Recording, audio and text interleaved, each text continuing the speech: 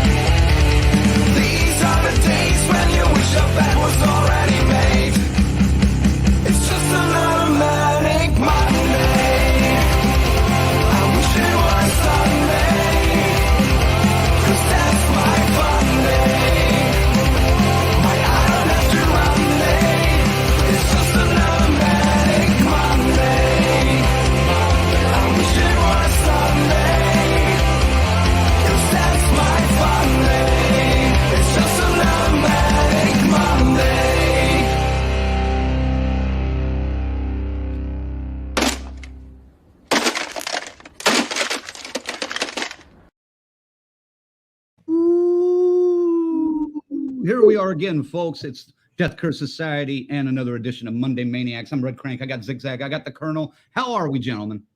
Fantastic. Ready for this. I've been ready for this for months, man. Oh, dude. Since we first talked to Stacy about this, I cannot wait for this. There are just some nights this job is awesome. And this is definitely going to be one of those nights. Yes. That's true. That's true. And because of that, we're going to speed through a little bit of this, our pre-show business. Thanks for tuning in, everybody. Hope you guys are having a great time. But let us thank our members, our final girls and guys, Chris, Lorena, and Tyrone, our Crazy Ralphs, Rick and Raymond, and our camp counselors, 42nd Street Pete, Corey, Luke, Michigan Dave, S. Michael, Stacy Lynn, Orlando, Patricia, and JJ. Thank you, guys. And of course, thank you to our associate producer, C. Faze. Faze, I'm sure he'll have a lot to say about this. I'm sure he does. You ready for a little Friday the 13th Part 3 reunion? Yeah, this should be. All right, that's great. I'm glad you're ready for it because we are too. We're so ready for it. We're just going to jump right into it. Wait, I got to get my 3D glasses. Hold on. You got those? I do, but they're over there. I have mine, but they're back there. I'm not messing with those right now. I didn't think about that until just now. That was, that was a brilliant idea. I'm like, shoot, I wish I had my 3D glasses I used to watch the movie. Damn it! Regular job gets in the way of pre-production sometimes, All right. Ladies and gentlemen, from Friday the 13th, Part 3 in 3D, but not tonight, I don't think. Mostly.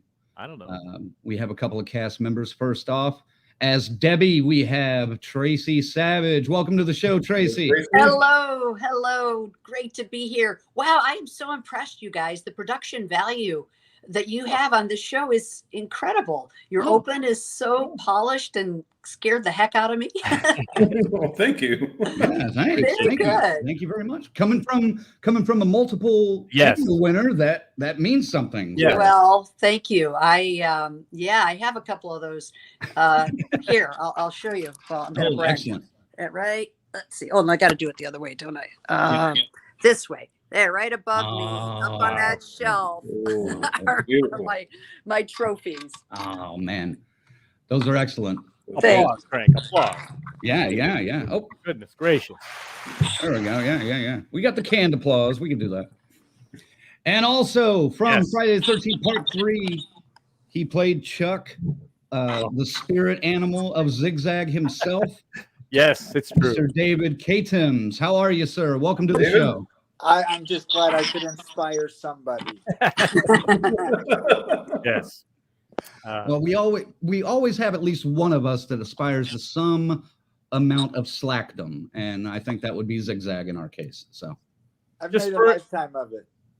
Hey, for example, when the video game came out, I was Mitch. Mitch is my guy. I went with Mitch every time, who is based on your character Chuck in the movie. So right. that's who I was. There was no question. I don't like Mitch. Mitch ripped off my character. Yes.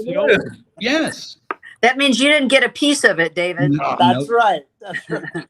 So They you weren't did even that- approached for this? Huh? You never got approached for that to do No. nothing like this stuff. Not once. They didn't know what they were missing. Exactly. No, I this is another reason to hate gun media and Ilphonic. So they're out of here. Forget them. No, wait a minute. Wait, we like some of gun media. Just they need to work on their game mechanics quite a bit. Well, yes. That's a discussion for another day, though. Another day. I want to start with just the simple question for both of you. How did you first get attached to Friday the 13th Part 3? And I kind of know a little bit of the story, but did you know it was a Friday the 13th film when you first got started? Tracie, I'll start with you. I had no clue that it was a Friday the 13th Part 3 film.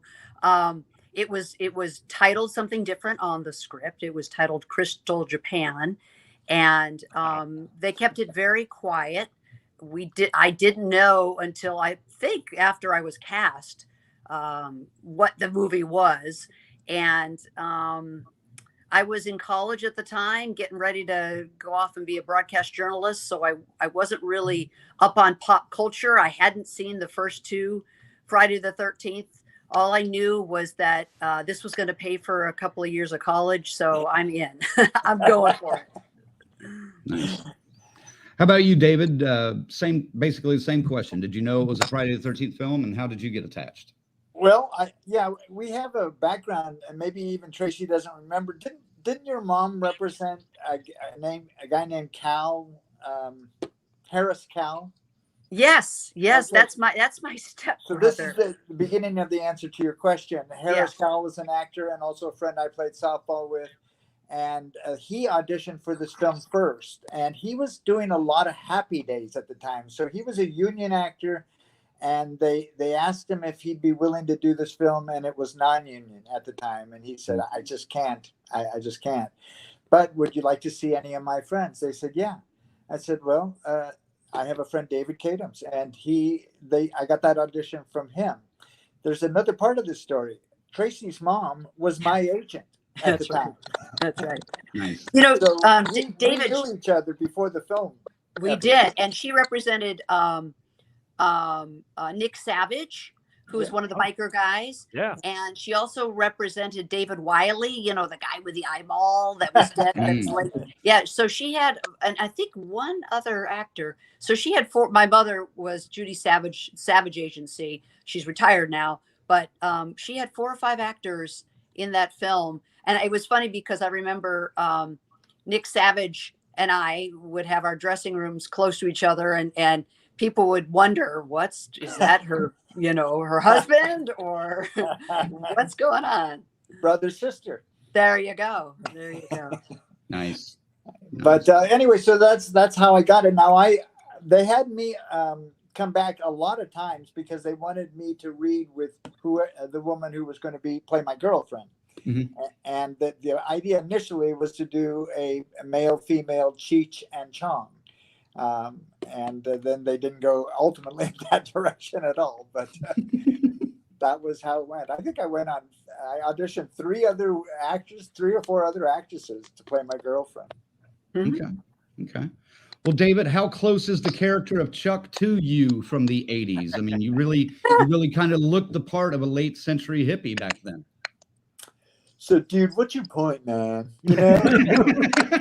I'll say it. How much research did you do in the character before getting there? You know what I'm saying? How much deep did you have you get? done tonight? You guys?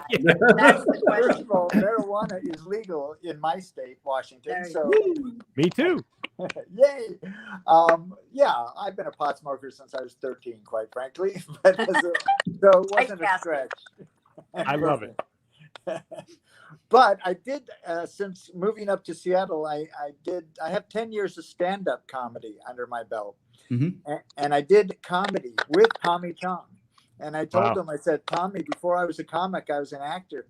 And I ripped off your character. And he said, all right, dude. That's great. I love it. Lovely. Yes, we want to talk to you about your stand-up deal here in a little bit.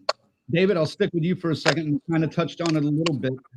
Chuck was reimagined Mitch in the Friday the 13th game. And have you played that game? And what do you think of being reborn in a video game?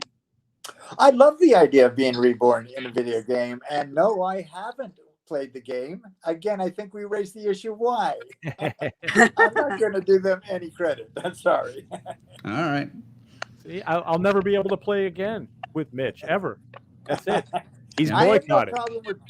I have no problem with people getting enjoyment out of the game. None whatsoever. Did I have a character in that video game? I know nothing about them. No, unfortunately, no.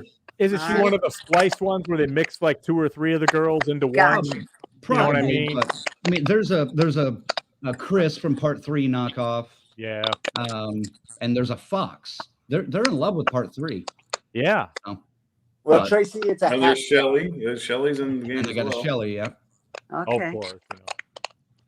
So, Ziggy, you got a question that you can lead into here? Well, I always on Friday the 13th. It was a lot, once you figured out it was Friday the 13th. I always ask this if everybody would get anybody that's faced one of the big killers in the the big 4, let's say. We've heard like and during Halloween, Nick Castle kind of stayed away from the girls just so they would stay kind of scared and didn't really know him, couldn't get a read on him. So I'm asking you, did you get to see Richard Brooker dressed as Jason before doing any footage, or they kind of keep you isolated just to make it more authentic? I'll start with Tracy. Okay, yeah. I don't know if David's experience was much different from mine with Richard Brooker. So we were just a bunch of kids. We were just a bunch of dumb kids making this movie, and we all kind of hung out. And Richard was, a little bit older than we were, and at least as far as my experience, kind of kept to himself. He was quiet. He wasn't, just a kid having a great time. He took his job seriously, and not that we didn't. Well, maybe we didn't. And he, so I didn't really get to spend a lot of time with him, and I really didn't get to know him. We would sit at lunch, and he kind of would sit, separate from us. And so, no, I didn't really get to know him very well or engage with him much at all. And maybe he was staying in character, and that was part of it. I'm not sure. How about you, David? Yeah, no, that's not my experience. It's interesting to me to hear that. The first time I saw Richard, I was on set, and he had his hockey mask on, but he also smoked a pipe. And he was British, so he's going, all right, who am I going to kill now? So my first experience was funny with him, so that I really enjoyed. Now, you are right, he didn't really roam around too much, but I think I gambled with the crew every day on the set, and they were big gamblers, and so Richard would come by that once in a while, because even Steve Miner and even Frank Mancuso Jr. Came to those games once in a while. So, what was the game of choice? No, it was a singular game. I play all kinds of card games, but I don't know if you know the game AC Doocy, or sometimes referred to as Split the Sheets. But it is a match the pot game, and it can go from friendly to not so friendly very quickly. I've seen paychecks go in this game. I have an amazing funny story from Friday 13th on that subject, if you ever want to hear it. Let's hear it. Yeah, let's hear it right now. So we were playing, and the game was $2. You ante $2, and with 7 or 8 people playing, that's $14 to $16 in the pot, and the cards go around. Each person gets a turn, and you can take as much of that money or as none of it as you expect that the third card will be between the first 2 cards. And if it is, you get to pull that money out of the pot, and if it isn't, you get to match that pot. So that pot went from a $20 pot to a $700 pot very quickly. And Frank Mancuso Jr., the producer of the film, was in that that game, and he ended up losing $400 in that hand. But they told me I had to get back to the set, and I said, no, I'm in this game here. I'm in this hand. And they said, no, but you got. I said, look, we got the producer, we have the director, we have the first assistant director in this hand. Nobody's leaving until this hand is over. And they let me. I pulled my money out of the game. But as we're walking back to the set, Frank Mancuso Jr. said, I lost $400 in that pod. And the assistant director said, yeah, and you lost 35 minutes of production time. That's about $35,000. And Mancuso Jr. goes, no, but I lost $400 in that pod. That was what he was really worried about at the time. That shit That's stinks. funny. I don't know if you guys did it this way, but if you hit one of the two cards you were supposed to be in between, we called that a double burn, and you had to double the bet, like what you had to put in. So, we didn't have that variation. But I will say this was played also besides the people I just mentioned. IATSE union truck drivers were in this game too. And so whatever you bet, you had to have on you. There was no IOUs in this game. Yeah. Very nice. Very nice. Tracie, let me get back to you. Debbie has a very special distinction in the franchise as the only knowingly pregnant character that's killed by Jason. What can you tell us about any discussion that you may have had with Steve Miner about that revelation, and how did you choose to play that trait? Well, yeah, it's pretty interesting. And it's funny because it's one of the questions that I get asked most by people when I'm out talking to fans of Friday the 13th. They want to know about that and what did I think about that? You know, again, David may have a different experience, but in my experience, the script was sort of not that important. What was really important was the 3D effects. And it didn't matter, you know, if I felt I'd given a brilliant performance or I was terrible and needed to do it again. It wouldn't matter. As long as the 3D effect worked, then they were happy. And because they were putting a lot of time and money and effort into this 3D visual effect. So as far as the pregnant thing, there was never a discussion about it. I don't even think I really even knew I was pregnant until I had the line where I said, we're pregnant. And we didn't, we shot that scene pretty early on. So I guess I knew it right away.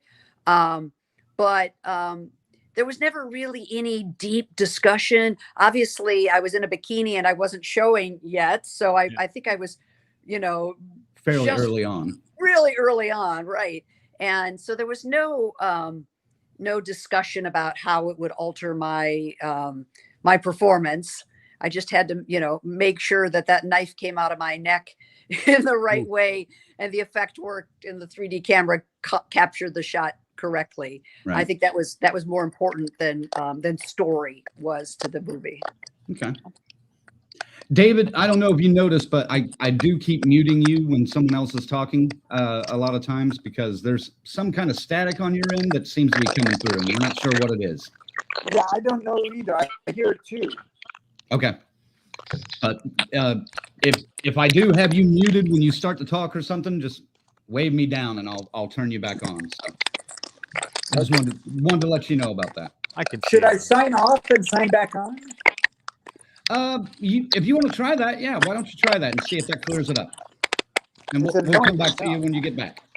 Yeah, we got more. Oh yeah, we got more for it. We got more for you, so come back. All right, there you go. Hopefully we'll bring him back here in a couple minutes. I was wondering what the hell that was. I was too. I thought it was you for a second. I was like, damn it, Colonel. Here I go and tell you how awesome your production is, and then you bring in David, and it sounds like terrible. But okay, we can blame David on that. No, you know what? No, I mean, you guys are in real time. We've actually had where there's like a 30-second delay between questions. It's a train wreck. Yeah, that's hard. Yeah, that was with Paul, John Fury. The part two group. Yeah. God, that was so funny because we'd just be sitting there waiting for 20 seconds for him. Like if you're interviewing someone in Afghanistan or something, there's that long delay. Yeah, and you want to like ask the question again because you think they didn't hear it. You have to really be patient and wait for. Right. Yeah, it's tricky to do. I've done live interviews that way, and it's not fun. I'll ask you something. I got clean something. audio for a minute, so we'll see how that goes. Go ahead, Ziggy. Okay. Tracie, just to go on back, stay with the pregnancy thing for a minute. Some fights online have started over not, do you include the death of your unborn child as part of the body count? I mean, Okay, we're getting political here. Yeah. It's crazy, I know, but I mean, I've witnessed some of the exchanges and comments that go back and forth, and they're adamant that it should be counted, and some people say nope, it shouldn't be counted. I'm just, where do you stand on it? I mean, and it's fine. It's not even this. We're not leaving the political end of it out. Okay, I so wasn't even going to go there. Right. I just, here's what I think, and I'm just you just asked me, and so it's off the top of my head, and maybe if I gave it some thought, politics aside, and right to life issues aside, that has nothing to do with what I'm saying right now at this particular second. Fair. I would say count it, because more deaths, the better. The more he kills, the better it is. So why not count an extra life there? But politics aside, then we're going to get into a different discussion. We'll leave it there. There you have it, folks. There you go. Right there. You heard it from the mother herself. Let's go. The mother. Let it be now. All right. Let's see let's see if David got cleaned up here. We're clean. I think it's working. Oh, I hear a little bit still, but we'll see how it goes. Okay. Well, one thing I would say is a judge ruled on that decision of what you guys were talking about a pregnant woman. Is it a fetus or not? She got a ticket because she was driving in the diamond lane, and she didn't have enough people in the car. She was saying, the cops were saying, but anyway, right to life, not right to life. The judge ruled not a commuter and therefore not allowed. Yeah. Well, you're probably not taking the unborn baby to work either. So there's that distinction. I love when motorcycles use that lane. We were just out in LA, and that blew me away how many motorcycles would be in that lane. And it was insane to me. No respect. One last thing, Tracie, I wanted to ask you about the pregnancy aspect. Was that seemed a little bit ahead of its time for a horror film in the 80s. And you've already mentioned that's one of the questions you get asked a lot. Yeah. But how do you think how much of an impact did that have with the fans that you've met over the years? Well, I think it was a I want to say fun or interesting little tidbit to add. And I think it was smart. I think it was, why not? The intrigue of it, the idea that Jason was so heartless that he would kill a pregnant woman, carrying a fetus, and just terrible. So I think it was, it was a little bit ahead of the times, although we're not like back in the 60s where, I Love Lucy, Lucille Ball couldn't sit on the same bed with her husband, and she had to say, she couldn't say the word pregnant on the air. It was in the early 80s. And it made the film a little edgier. I think it was a great ad. I think it was, I mean, they didn't really do much more than just have one throwaway line. There was nothing more that was ever really said about it. But I think it was a smart little piece of intrigue to add to kind of make the movie a little bit edgier. And I think it was a good idea. Okay. I agree. I like that.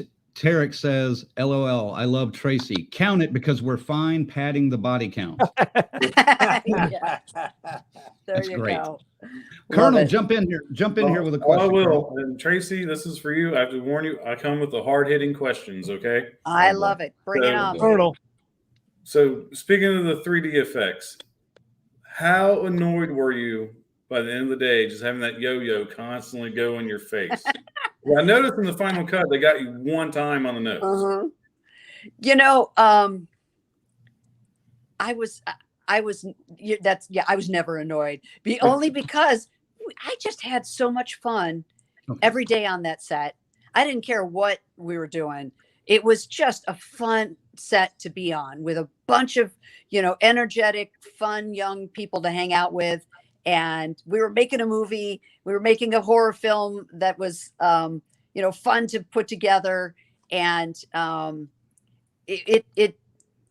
thought it was funny, and I thought it was funny when it actually hit me in the nose. It didn't hurt; it was fine, and it was awesome. I just thought it was great. Now, my death scene was, and this is I could take the rest of the show describing it, but it was, that was tricky. I won't say annoying, but it was hours and hours and hours in makeup, getting the prosthetic body attached to my neck, and then hours of lighting. And I mean, it was literally, it took all night to get everything set. And we only had one of this fake foam replica of my chest. Well, actually, we had two, but because it took so long to get it attached and to try to hide the seam and get the lighting right and make sure the 3D cameras were right, that by the time they shot it, it had been half a night. And we had to get it in one take. And it's only about maybe a 6-second shot, total. But to get the effect just right so that the knife is coming out of the throat, kind of feels like it's coming at you, and the blood drips down. That was a very, very tricky scene to work out, and they had, they couldn't screw it up. They had to make sure it was done right, because they didn't want to spend another 6 hours with lighting and makeup to get ready for take 2. Right. Right. Tracie is complaining about having only 2 plastic bodies. I didn't get any plastic, but I would have loved to have a plastic body. Anybody. So, David, what I did with it? I had 2 at the time. I was engaged to somebody in Michigan. I didn't marry him. I broke up with him 6 weeks before the wedding, but we'll get into that another day. But I was living in LA and he was back in Michigan, and I had this foam replica that was from my shoulders and my neck down to my hips, and it was anatomically correct. And I glued ribbon around the edge of it, and I sent it to my fiance as a gift. It was like a pillow to sleep on of my torso, a foam. That takes the whole idea of my pillow way out of proportion. Yes. Yeah. Exactly. I want to buy them from Tracie, I think. Yeah, there you go. Yeah, I'd rather hers than Mike Lindell's, that's for sure. Yeah, but I'm afraid to know what he did with it after I left him at the altar. I'm afraid what happened to that pillow after that. I don't think you want to know.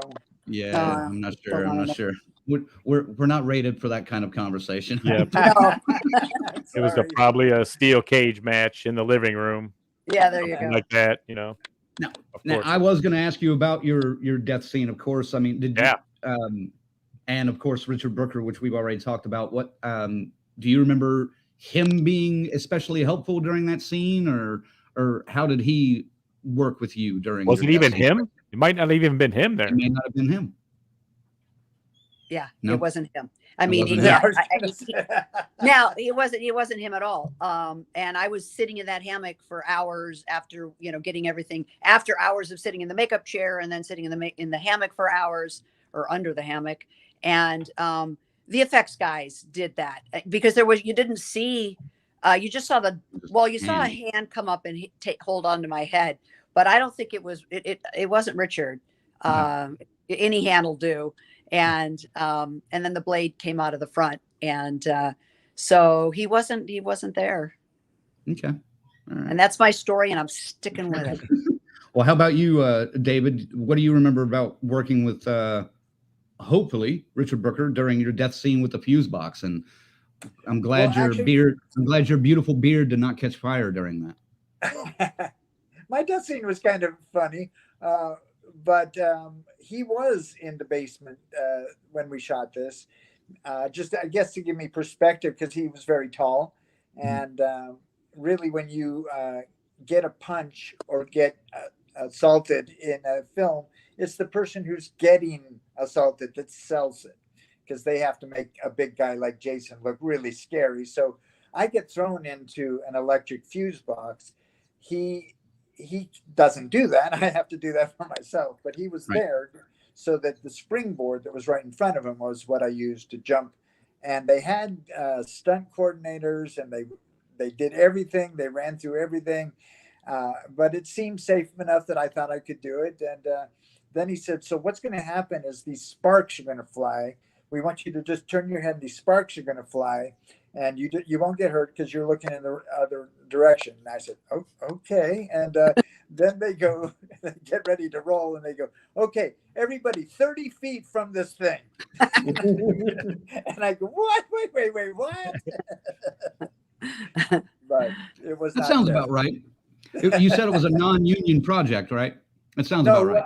I'll finish that story real quickly, which is that I was non-union. So I agreed to do, I was union, but I was not working at all. And so I agreed to do a non-union film. I got you. About 3 actresses into my audition process, they said, hey, we're going to go union. Are you okay with that? I said, yeah, I'm really okay with that. And so that's how I got melded into that.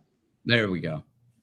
All right. Our buddy Dr. Smiley has a question for you guys. He says, is there ever a cosplayer that you've met at a con that has just blown your mind? Start with Tracie on that. Well, not specifically a cosplayer, but a fan. It really, when I've only done a few conventions. In fact, I'm doing 2 back-to-back coming up in November. Yes. Wow. Which is crazy. I'm excited as can be, but I hadn't done many over the years. I was busy working, and I have a son, and I just didn't have the time. But it was really the first fan, and many fans have told similar stories, who explained to me and helped me understand the intrigue of this genre and why the fans are so loyal and so amazing and love the genre. And it a lot has to do with this. The story this fan talked about was he was a kid, and his parents were divorced, and he didn't have a very good happy home life, and he would go to these movies with an uncle or a grandparent or somebody, and that was his sort of, like, maybe it was his mom. He'd go to them with his mom, and it was his bonding with his mother, and these films sort of they bring back those memories of being a child and growing up, and what he did as a child, and how it helped him to bond with his parent. And it just made sense. It really, a light went on, like, it's how I felt about Night of the Living Dead. I went and saw that when I was about, I don't know, 8 years old. My brother took me to it, scared the crap out of me, and for years and forever to this day. And when I got to meet the producer director, I was just like any horror fan. You have no idea the impact of that movie had on me. It's such a great pleasure to meet you. Oh my gosh, that movie affected my life for the rest of my life. It really helped me to understand the love of the genre, and why a lot of fans stick with it, because it represented a part of their childhood. And so to come back and meet some of the characters, the people that were in those films when they were children, is special to them. And I get it now. I understand it. So I don't know if that really answered the question, but that's what I got. Right. You know what? That point was brought home to me the last convention I did. It is absolutely a connection to their childhood. I had this guy come up to me, and he was a grizzled old trucker, and just shook my hand so hard it nearly broke my hand off my arm. and he goes, I had a shitty childhood, and you guys were the best thing about it, because he escaped there. Yeah. And he just want to thank you, and you just don't know the effect that you have on people. And it was really touching. So I love these conventions. I haven't done a ton of them either, but I to answer reconnected to your question, I don't know if I could recognize cosplay, but the last one we went to, the costumes were so great that I'm sure they're based on other characters.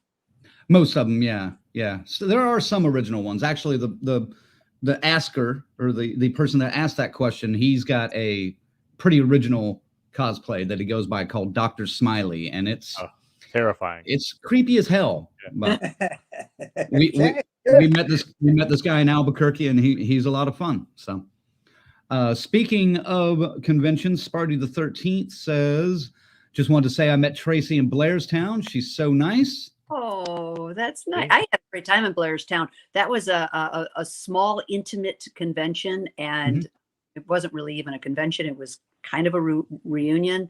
And it was wonderful. That was my first time in Blairstown, getting to see what it was and see the diner and understanding the camp. And that was fun. Good. Nice to see you, or nice to see your words on the screen. Right. Again. And I do know you guys will both be at Chicago's Days of the Dead, November 17th through the 19th. And let me ask this. What do you guys look most forward to when you attend conventions? Well, one, it's meeting the fans. And two, it's seeing David Katims. That's it. She's good, folks. She's good.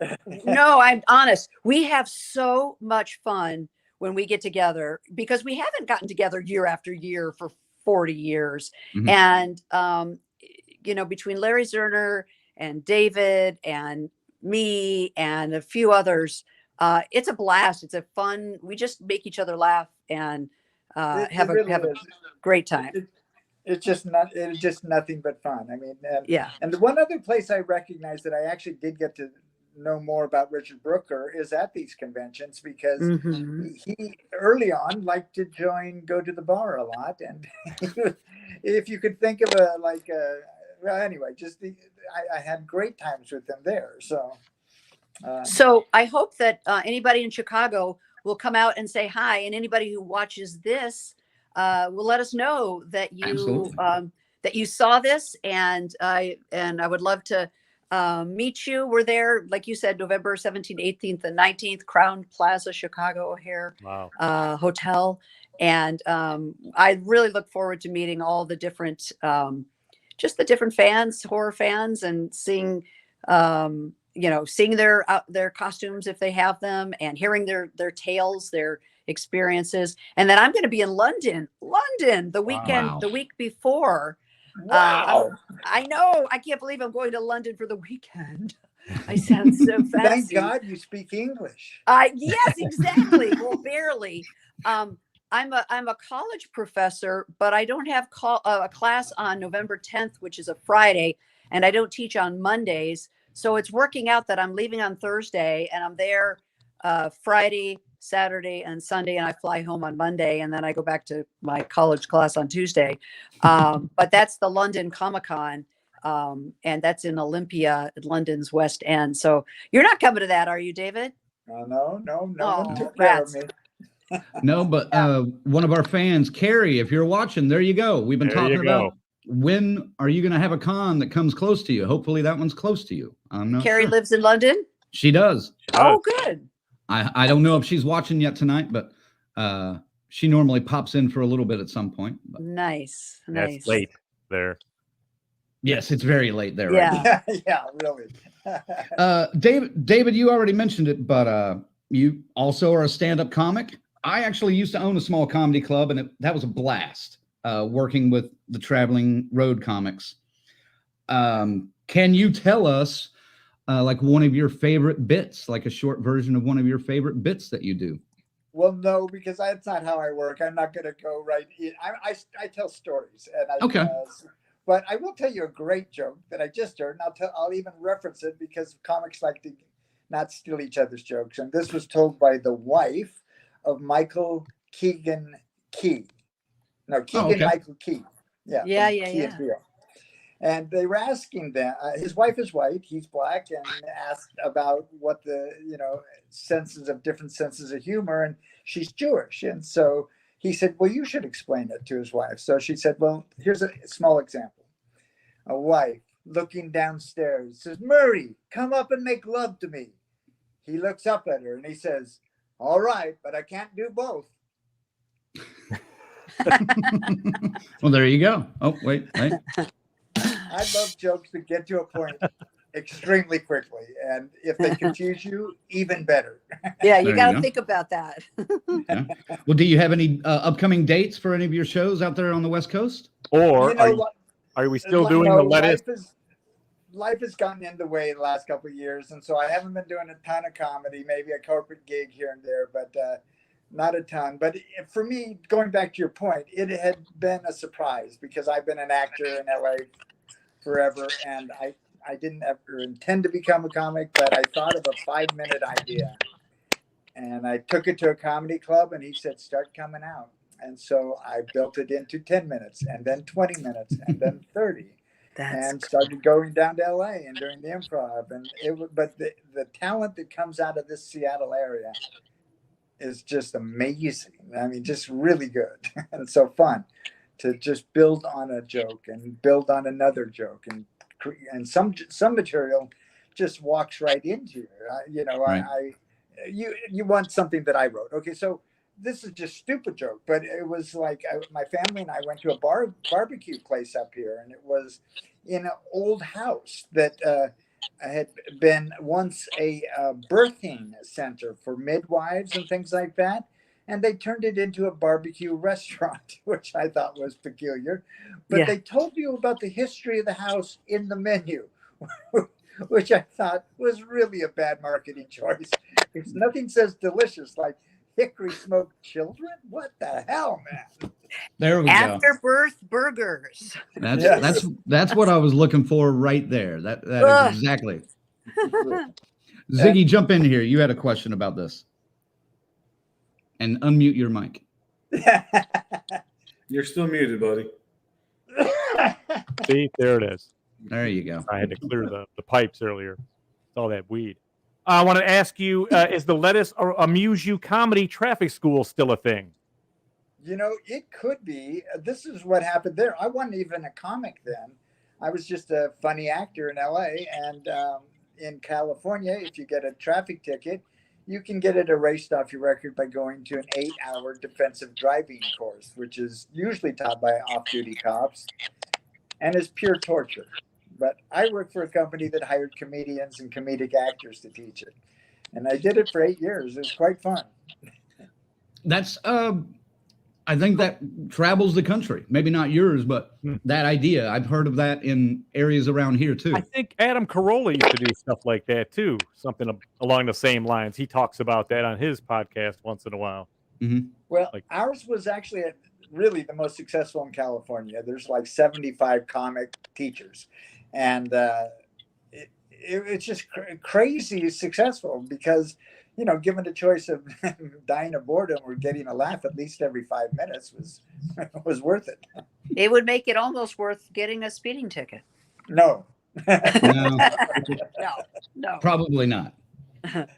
Well, let me ask you this, David, about the world of stand-up comedy has kind of changed drastically in the last several years, And besides a few well-established standouts, such as Dave Chappelle, Bill Burr, many comics have this innate fear of being canceled by their audience.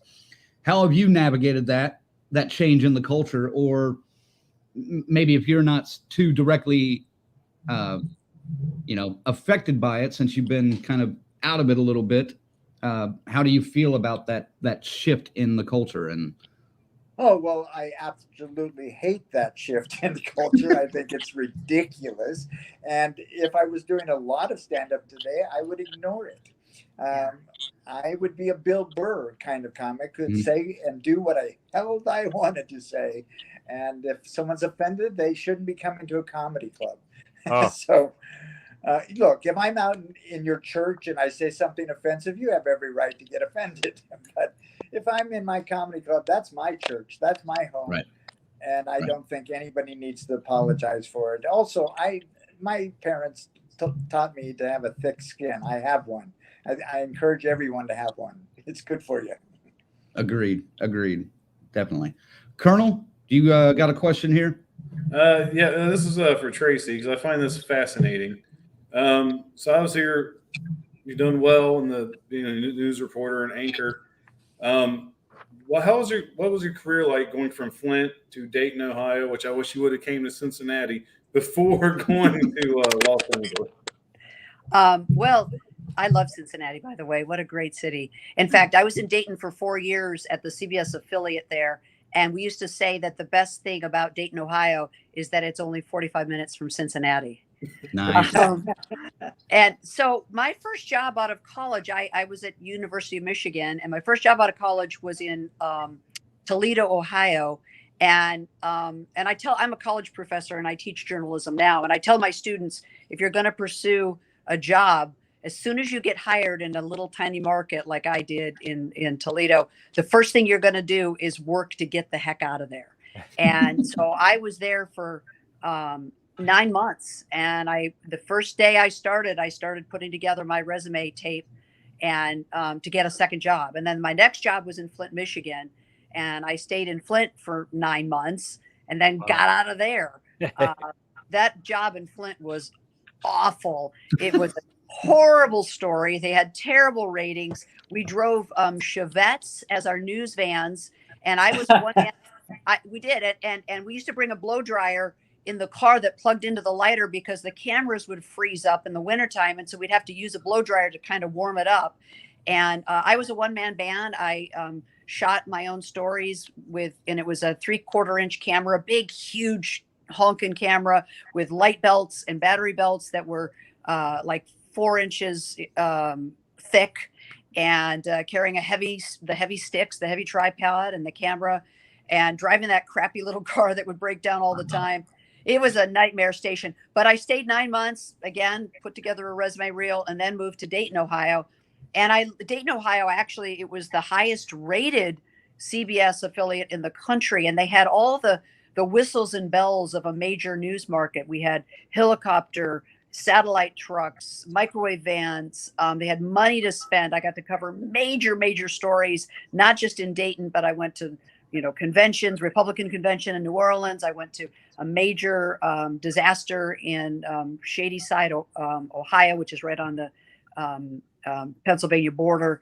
Mm-hmm. And I ended up signing two-year contracts because it was such a great station and there was such good talent that I could learn from. I was still young. I was only, I think, 24 when I got hired in Dayton. I stayed till I was 28. And I loved it. I loved the town. We went to Cincinnati a lot because there was more to do in Cincinnati, and it was a fun town. And then from there, I got hired in Los Angeles. And so that was a pretty big jump from the mid-size market of Dayton, Ohio, to the top 3 in the country. Los Angeles is the number 2 market. And my family's here. And so it was great to come back and, be at home and work in the LA market. All right. I want to stay in this realm for a minute. I know Colonel has a question here for you in a moment about the OJ trial that you had some coverage of. I also know you covered the Heidi Fleiss trial. Yeah. And the one that hits me closest to home, I'm from Oklahoma, and you did some coverage of the Oklahoma City bombing Oklahoma City bombing back in '95. Yes, that was a tough story to cover. The Murrah Federal Building, mm-hmm. bombing at the base of it, a child care center at the base of that building on the second floor, I think. Yeah. And it was infants and toddlers. And I went there. I flew in, I think, the day after the bombing, and I was there for about maybe 8 to 10 days. And I probably covered 30 different funerals, and seeing, the caskets, the size, 2-foot caskets for little babies. It was awful.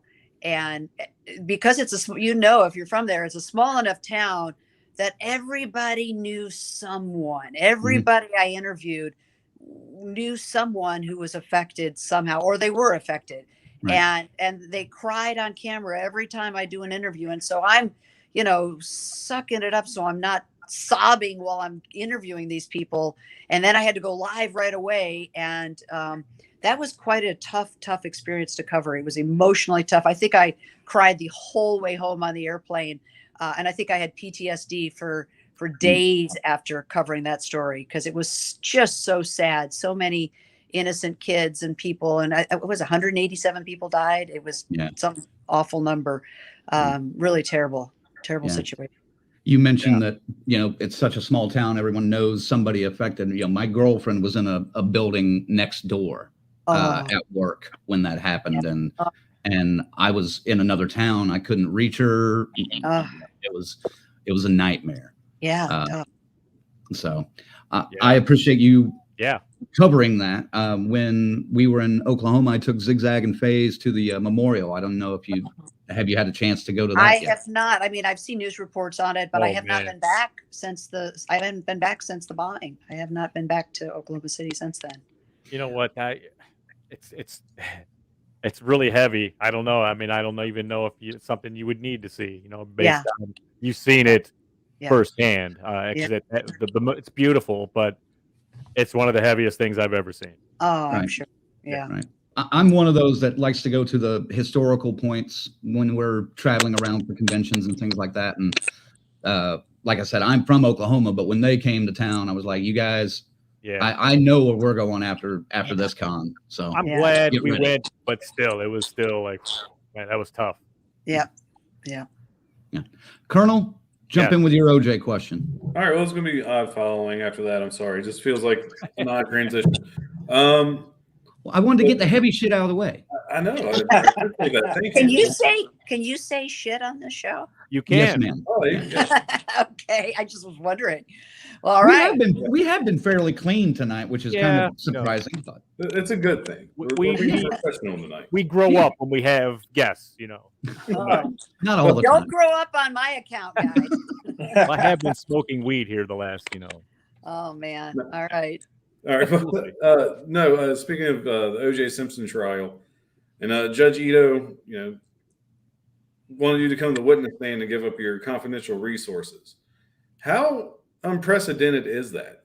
Just doing research for the show, I've seen that, and I'm like, I don't know if I ever knew of a judge trying to get away with that. Well, it's happened. It's happened often. I mean, we do have the shield law, and it protects me, and I can invoke the shield law, and I have every right to withhold my confidential sources. And it wasn't Ito that wanted me to name them. It was the defense team. It was O.J. Simpson's lawyers that had subpoenaed me.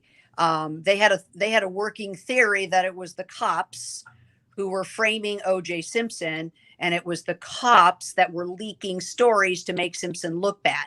They didn't want me to reveal my sources because they didn't know for sure who my sources were. My source could have been someone from the crime lab. My source could have been someone from the DA's office. My source could have been lawyers on either side. Mm-hmm. My source could have been O.J. Simpson. I mean, they didn't know who my sources were. They just wanted to infer that they were police officers to bolster their theory that it was the cops after O.J. Simpson. So when they subpoenaed me to take the witness stand, they really knew I was protected by the shield law and knew there was no way I was going to give up my sources. And they didn't want me to anyway, because they don't know, they were taking a gamble and they didn't want me to reveal them. They just wanted to be able to throw me up there and make it seem like, yes, it was the cops that were trying to dirty O.J. Simpson. It doesn't happen very often because the shield law does essentially protect reporters. Although Ito could have thrown me in jail, and he could have said that I was somehow interfering with the proceedings, contempt of court. And he actually told my field assistant, production assistant, one day when she was up there in his chambers, he said, "Tell Tracie to bring her toothbrush to court," basically, threatening that he's going to throw me in jail. Mm-hmm. But there was just no way it was going to happen. But other reporters through the years have had it happen. But their information it was probably like a confession mm-hmm. from somebody that was absolutely tied to the guilt or innocence. I mean, this was evidence, and it was important evidence, but it wasn't like firsthand knowledge of the accused admitting to killing somebody. And by withholding that information, you absolutely are interfering with the outcome of the trial. And there have been reporters who sat in jail and with refusing to admit their sources, refusing to give them up. And eventually, couple of weeks, eventually the judge lets them out because they know they're protected by the shield law. They're never going to reveal the sources. So you might as well just forget about it. Right. So I actually was, not so sure if I was going to get tossed in jail or not. So you never know. Luckily not. So that was crazy. That whole thing was just a whole circus, man. Yeah. It absolutely was. Yeah. That's a perfect word. It was ridiculous. Judge Ito never should have allowed half the things that he allowed in that trial, but he just he liked the attention, and he liked the whole circus of it, and he liked any celebrities that came around. He was an interesting guy. My mom and I were glued to that when it happened. Like we Yeah. watched hours Everybody upon was. hours of that. That was a bonding moment with my mom, though. She was talking about. You know, before. I saw Larry Zerner after not seeing him since '82, and that was '95. So 13 years later, I was on the steps of the criminal courts building and standing there waiting for Johnny Cochran or Bob Shapiro to walk by to interview him early one morning.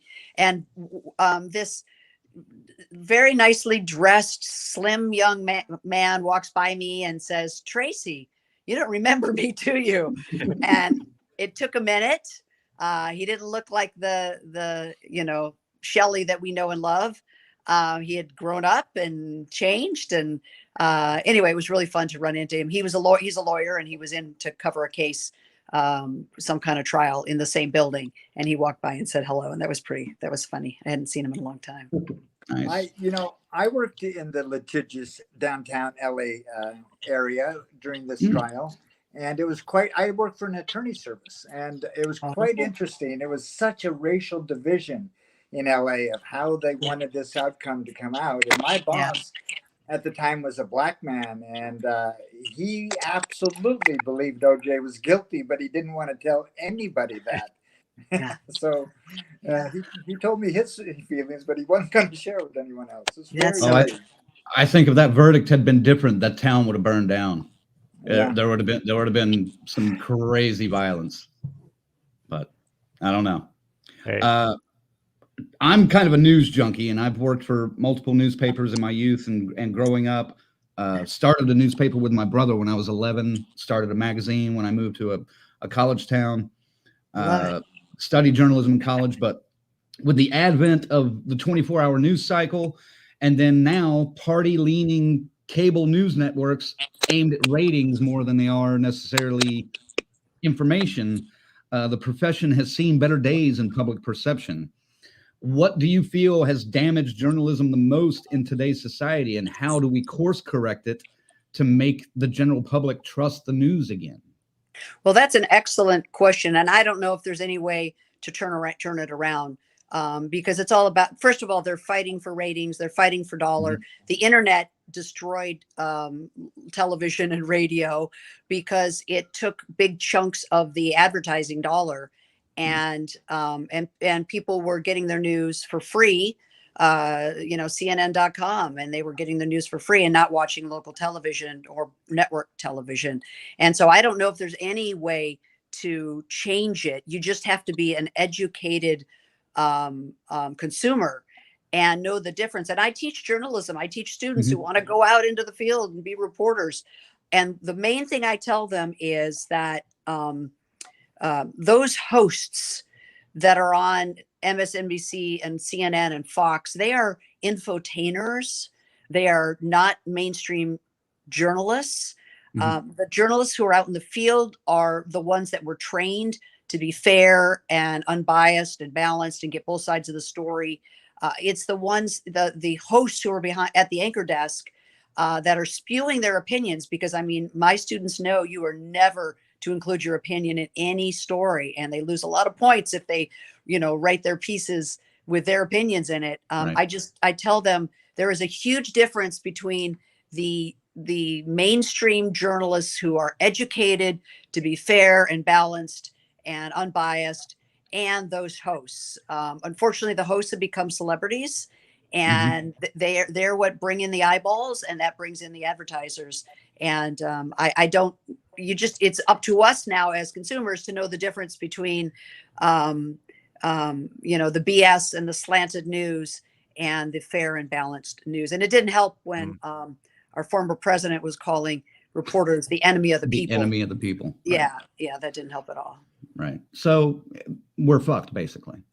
Yes. Okay. I was just going to say that. Tremendously fucked.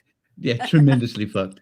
Well, let me ask this then, because is your school, is it still called a journalism school, or is it now like media and communications? No, I teach at a community college, and we have an on-campus newspaper, and I teach journalism 101, which is news writing. I also teach video production and film production and radio production and audio production. So it's hands-on, but I teach news writing.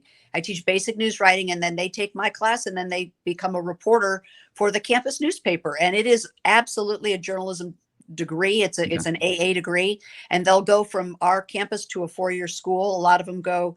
There's many universities that are known for having strong journalism departments, and that's where my students go. They get a 2-year degree at my college, and then they go on to a 4-year school to finish up.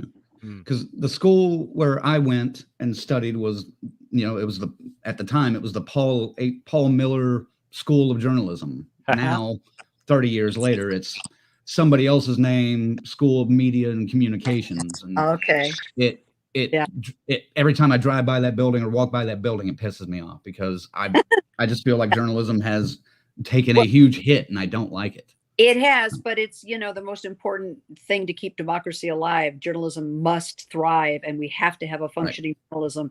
And it is still out there. And all of my students that aspire to be journalists and to serve the serve a cause for the, a public good, they are our future. And I'm excited that we can still get students that want to do that. It is tough. It's tough to work in the industry now. So are your students primarily like optimistic and ambitious about, keeping the tenets of journalism alive, or do you have some of those that are just like, hey, I want to be a star like Anderson Cooper or whoever? Yeah. It's probably a little of both, but mostly they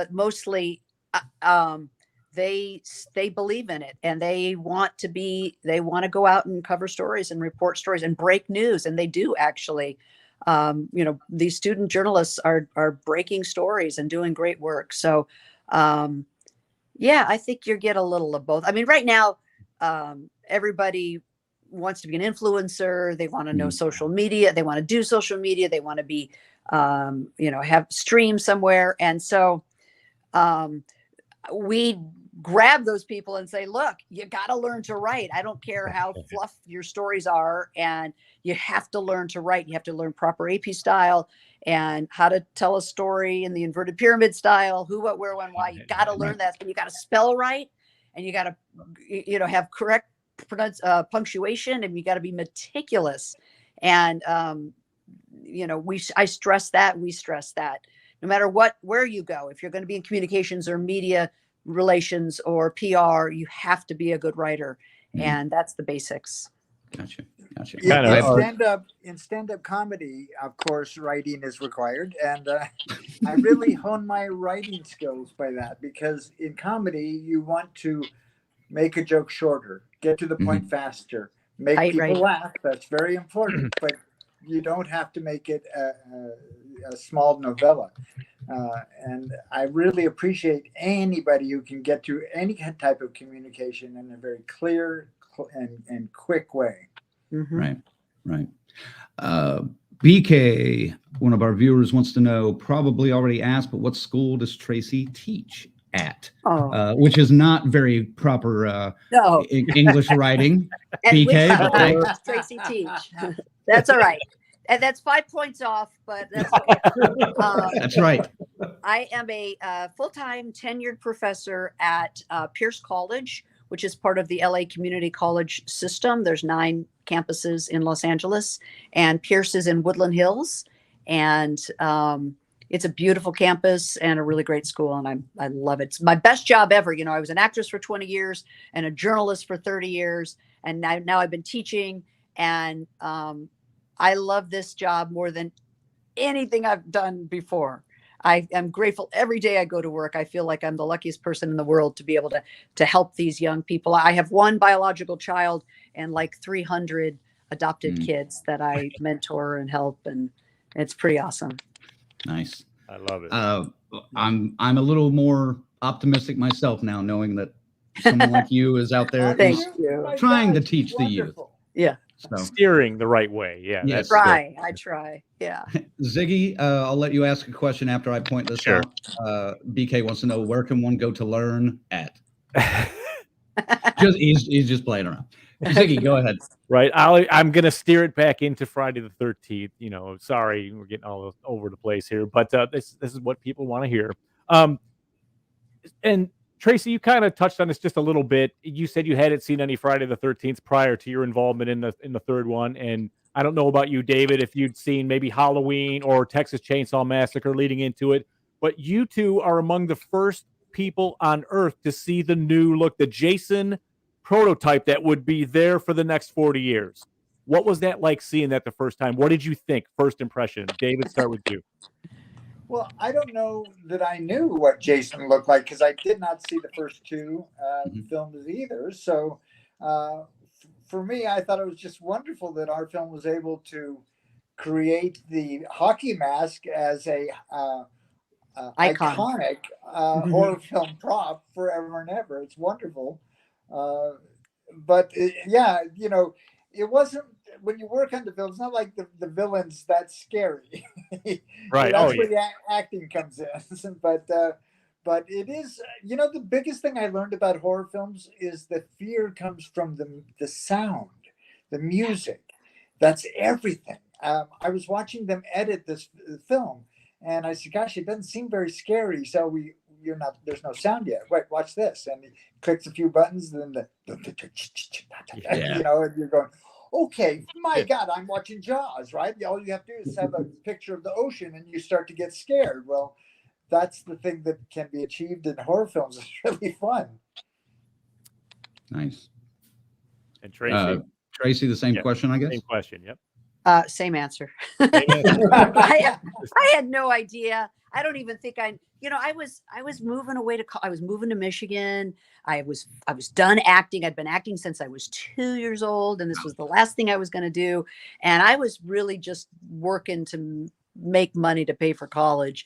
And I didn't even go to the premiere. I didn't see the film with the rest of the cast. I was already back in Michigan, and I don't think I even knew anything about the hockey mask being, you know, this new thing until maybe even years later. So that's true. I'm sorry. It's not really there when you're on screen at all. So right. You wouldn't have been there. So okay. Yeah, makes sense. I did go to the screening of the cast and crew, and I, after the film, went up to Frank Mancuso Jr. and Steve Miner, and I said, "Gosh, guys, this is really a bad film."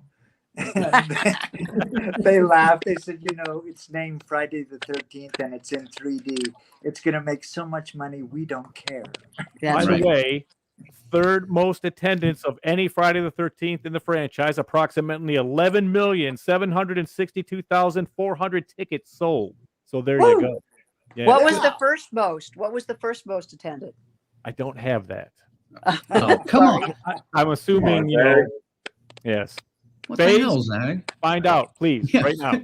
FaZe, you go do that. We have a producer for these things. Our esteemed producer. Hey, can I say one more thing about the horror film fans that I've learned to love? This group of people, they may have been on the outside in high school or with a different group. They certainly weren't the cheerleader and the football star. And this group really embraces so many different types of people that I think that's admirable. And I really, really love them for that. You know what we always say? It's the horror fans and like the hard rock and metal fans are the sweetest, nicest people on the planet. Yeah, they are polite and kind and happy. I totally agree with that. Okay. Don't get it, but I maybe there's something to it. Since we're back in the Friday the 13th world, I wanted to ask about probably the most controversial part of part 3 was the fact that Chris, Dana Kimmel's character, there's some allusion to a sexual assault by Jason in a previous meeting that she has. And I know there was some discussion between her and Steve Miner during the filming, but was there ever anything that was brought up with you guys and about that aspect of the show? And do you think Jason is a rapist, a Me Tooer? or whatever. I'll start Well, with it's David. not a on this. pure, and I don't think he's a rapist. I think he's a murderer. That's what he Right. is. That's Yeah, kind of, I that- think that would be a really, I don't think that would be a good angle to go down. It would take away the fun of murder. It would make these grisly, gruesome deaths even darker. And yeah, I don't recall ever that being a part of the film. Yeah, I don't don't necessarily think it was necessarily a part of the film. It's just become part of Lore. like the audience's lore. Yeah. Yeah, the audience's understanding of it afterwards. And Yeah. Because that scene is very open for interpretation. Yeah. So you have your two clicks. I'm part of the clique. It's kind of like I think he was trying to kill her because watching as a fan of the Friday the 13th movies, I wouldn't want to root for Jason if he did that. Why her? Why didn't he kill her then? How did she get away? Why her? She wakes up in her bed, remember? And no one ever says a word about it again. maybe she passes out and he gets bored, like a cat with a mouse. He gets bored and it's not playing anymore, so they wander off for a little bit. And I'll tell you why, so that you three will discuss this for the rest of your life. Oh, shit. It's what we do. Yes. All right. All right. A few years back, Tracie, you frequently play a news anchor when you do TV spots, movies, and you found yourself in 13 Fanboy with fellow Friday alum Deborah Voorhees. What was it like working on that film and working with her? That was an absolute blast. I had so much fun.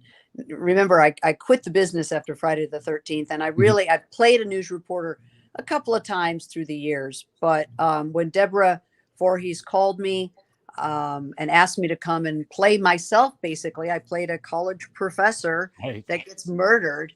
And I said, well, I have my summers off. I'm between semesters.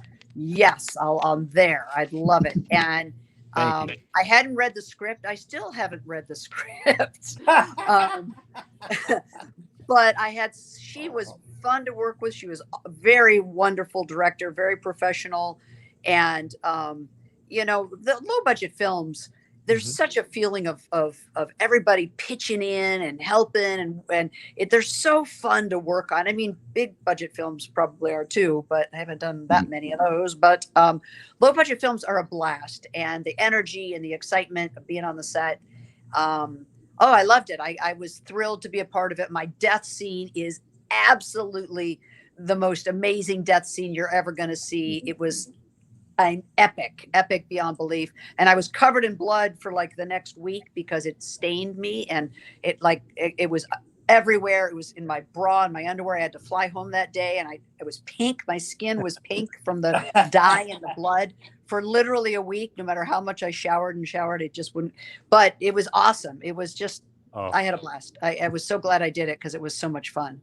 It's such a love letter to the genre. You know what I mean? Yeah. Overall, it's so good.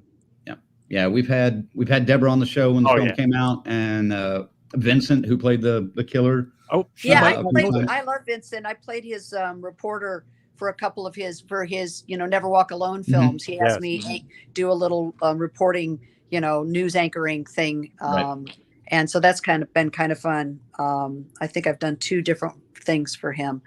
And he was there, and it was great. And my death scene is with him, and that was super fun. We had a ball. All right. Well, one more time, Colonel, what do you got? Anything else? This is a question for David for Friday the 13th. Obviously, I just got to know, what were you guys smoking? Because it couldn't have been possibly really been weed, right? Well, the property people were really excellent, and the first scene of smoking, they had 50 joints rolled out of tobacco. I'm not a cigarette smoker, so I took one hit and go, I cannot do this. And so the very next day, they had gone to a health food store, and the health food store sold cigarettes that are semi-healthy and yet could still create smoke, but didn't hurt to kind of take the smoke in. So we did that. Now, in the scene where we're eating pot, that's barley. It's disgusting. but that's what it is. It looked too green. I wasn't buying that part. Yeah, I didn't like it either. Oh man. What about you, Ziggy? You got another question here? I got a couple of I'm going to throw some trivia about your movie at you. A couple of two quick ones just to see if you know them. Say your movie dethroned this movie after a long time. Do you know what that movie was? That it took down. What do you mean? What do you mean? Well, I'm There was going to a- say, I have no idea what you're talking about, but I am going to say we were the highest grossing 3D film at the time. So maybe there was a 3D film that we dethroned that we earned more money. I think what he's I'm saying gonna is say like Jaws a, 3D. The box office. Yeah, the total box office. Like there was a movie that stayed on top for a long time until Friday the 13th Part 3 came along and dethroned it. And it was a huge movie. That's what I'm saying. 82. 82. I'm going to Google. Man. It was big.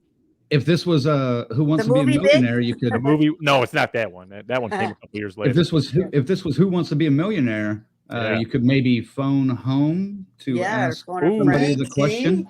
E.T. Oh, Oh Yeah. my God. Yeah. You guys took down E.T. Yep. God, I wish I That's- had a piece of that back end. That And was- then, right? who knew though? I mean, Yeah. we love them. But then the second one I had was your movie, Friday the 13th, Part 3 in 3D. Second highest grossing movie behind this one that came out the same Horror year. film. Horror film, yes. Okay. Jaws 3D. And your guess, Tracy? Halloween. Halloween. Well, it was a little bit later than that. It was Poltergeist. Oh, You guys were right behind Poltergeist that year. Oh, wow. Oh man, here's a crossover right there. Patricia says E.T. versus Jason. Oh, You'd be like, phone home. Yeah. oh, Oh. man. All right. Well, Days of the Dead is coming Yeah, up. it's coming. Chicago, November 17th through the 19th. Both of these guys will be here. Larry Zerno will be there, and Mike DeLuna, correct? Is that the other one? that I think so, could yeah. be. Yeah. Tracy and I won't know that person. I don't I'm think. just. No, okay. Well, I think he did stunts for Friday 3. Okay. So Larry was but- supposed to be here tonight, but then his vacation ended up falling on the same night, so that's why he couldn't be here. right. He'll definitely were be hoping- at Days of the Dead. Yes. Most horror fans, like we mentioned, are the best around, but there have got to be some funny or strange stories about meeting a fan. Can you tell us one that stands out to you? David, I'll start with you. Well, again, the last one I was at, I'm just a co-star in a very, I don't go to these films, but this guy told me he drove 10 hours to this convention to see no one else but in the convention but me. And I was flattered and also confused at the same time. It was a pretty great experience. Nice. You just don't know how you affect people, and I just love Yeah, that. you don't know the impact until you get to one of these cons and you hear the stories of people telling, that they watched this movie 100 times when they were younger. Also, great. the agent that is helping Tracy and I to these conventions, she was the first person I met at a convention 40 years ago. She was just a fan. Wow. And then she got into this business, and I love her to death. So that's something I love about the convention. She's the best, man. Our Stacey friends, is amazing. Yeah. our friend Stacy Lee at C&V Promotions. Yes, Yeah, absolutely. She's awesome. So my funny story with the fans, or interesting or unusual story. So my younger brother, Brad Savage, was a child actor. He worked a ton as a kid. He was a Disney kid, did lots of Disney films. He was on a TV series for a couple of years. He worked and worked and worked. But one of the movies he did was Stephen King's Salem's Lot. And he played, I think it's Eddie Glick. The kid who turns into a vampire and is scratching on the window. Oh my God. Yes, and he comes out of the coffin. He pops up out of the coffin. Anyway, he's only been to a couple of conventions. He and I went to one together. We sat right next to each other. And it's always fun for the two of us. Sibling rivalry. Whose line was longer. we would tease each other. But someone Who's walked gonna, up. who's gonna sell the most autographs today? Yes, that's right. I got to beat my baby brother. But a guy walked up, and he had the Jason mask on his shoulder, and he had the Salem's Lot vampire character on his calf. The same guy. So he had my brother's film represented on his calf and mine on his shoulder. And I was like, I couldn't even believe it. I was just, Wow. That was amazing. So crazy. You hit but the fun. mother load with you two. Yeah, well, Yeah. it was pretty cool. It was pretty cool. That's pretty crazy. Well, yes, absolutely, guys. If you're in the Chicago area or planning to go to the Days of the Dead, make sure to stop on over and talk to David and Tracie and have a great time. And I wish we were going, but we're not going to be able to make it this year. So Where are you Right, guys? What We city are can't you wait in? to see you. yeah, I'm in Stillwater, Oklahoma. Okay. Ziggy. Detroit. Detroit. Yay. I lived in Livonia. I'm saying you probably heard of where I got my background. Did you ever hear of Specs Howard School of Broadcast Arts? Yeah, I think so. Yes, Very cool. that was big when you were around here. Yeah, cool. Colonel. And the beautiful city of Cincinnati. So Nice. That's great. I Nice. love that you guys come together to do this. That's very Yeah. All We through- actually- Real fun. through the magic of the Friday the 13th video game. That's how we all met. Oh wow. Yeah. Okay, So this is something good. Something good. Yep. Jacob. See? something positive came out of it. You're changing my tune. I There think we I go. could switch. BK says, Tracie, your brother scared the living shit out of me for years. Still does. Yeah. Still does. Yeah, that was a pretty scary character. Yeah. Colonel, you got anything else? I've been hesitating to ask this question. Oh God. I can't help it. So, Oh, God. Tracie, I have a question for you as a Cincinnatian. I have to ask. Oh, okay. How did you try the chili, and how did you like Oh it? my God, the best. I mean, for Okay. sure. Absolutely. Wait, The is best. it? Are you a Skyline fan or are you a what's the other one? Gold Star. Gold I'm Star. I'm a Skyline fan. I don't even remember Gold Star. Because remember, I was back there in the late 80s. So I don't even know if Gold Star was around then. Gold Star was around, but it's bland and awful. Skyline was just so unusual. Skyline was so unusual. It's delicious. Yeah. Yeah. I finally talked these guys into trying it a few years ago. Yeah. So every time Crank comes into town, me and him go out to dinner to Skyline. I Yep. love it. And then I get a case of it to go with me. I've got Oh yeah. Oh I've yeah. got several cans in the cabinet right now. I so. love it. That's fantastic. Sorry, Well- I couldn't help it, guys. Like I said, I would not be a true Cincinnatian if I didn't ask. Fair Very good. enough. Fair enough. Fair enough. Yep. Well, guys, I really appreciate you all coming in and hanging out with us for a little bit. Oh, I just saw a question come through. Okay, We'll go all right. ahead and Let's we'll go hit ahead and do this, and then we'll let them go. Crates of Junior. That's an interesting. right. Welcome to the show. Wants to know what was Tracie's initial impression when watching the scene of her boyfriend Jeffrey getting murdered while upside down in Friday 3. That was a great scene. It Yeah. was, I mean, epic, classic, the best. I mean, Yeah. what a way to kill a guy. It just was, it was perfect. I didn't see it until I saw the movie because it was shot at a different time. I wasn't on set that night, but that's a hard one to beat. That's a hard one to beat. All right. It was Well, good. thank you guys again, and we really appreciate it. If you are gang, I'm telling you, go to Days of the Dead. Yeah. We're hoping to be at some Days of the Dead next year. Yep. I hope you guys stay on the circuit for a while so we can cross paths and meet officially because it's awesome and I just hope you have the best time there. Thank you so much. Yeah. Thanks for having us on. We And love David, it. great to see you. Yeah. Oh, it's great to see you, Tracie. We do. I'm now retired, so I'm free to do as many of these as I can get my hands on. Do it. And I know one time up in Crypticon, I think in Seattle, you even did a stand-up set at the convention. Is that right? That's true. I did. I Yeah. hosted a group of burlesque dancers, and I was the comic relief. And Holy shit! It's quite fun. There's a great combo right there. Book David Katims at your convention and get a comedy show bonus, like a after party thing. I like it. Well, I didn't get paid a fortune, so there were some tips. That was nice. We'll have to talk to your agent about that. All right. Anyway, thank you guys for joining us. Have a great convention in Chicago. And thanks for Friday absolutely. the 13th, part 3. Thank you. Yes, and Thank we you. hope to meet you you guys, like they said, down the road somewhere. So, Perfect. Well, this All has right. been We're so looking fun. forward to Thank it. you. all right. Have a great night, guys. Thank you guys. You too. Bye. Good night. Bye. There we go. Oh, All right. ow, Excellent. No, let me get Ow. that. Ow. Is that thing poking you in the my head? head. still? my head.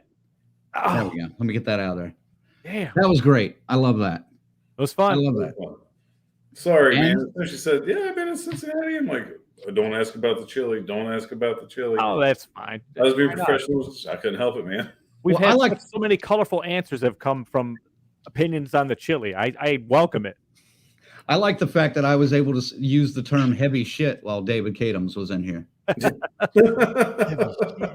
I should have. Fuck.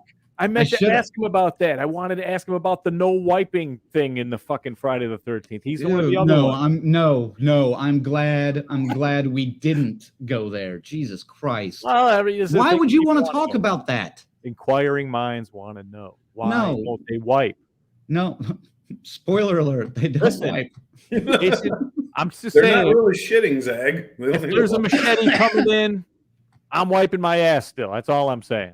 Dude, all right. I'm being fucking. You're going to die. You're going to shit yourself anyway. So why wipe? No. Wow. Come on. Good Lord. Oh, go ahead. What do you got? What? Nothing? Oh, I thought you had a comment there. No. I was looking at the comments, but Oh, I'm still floored that you're wanting to talk to this guy about wiping his ass. I just wanted his opinion. How come they didn't work that little detail in? They did something that's always overlooked.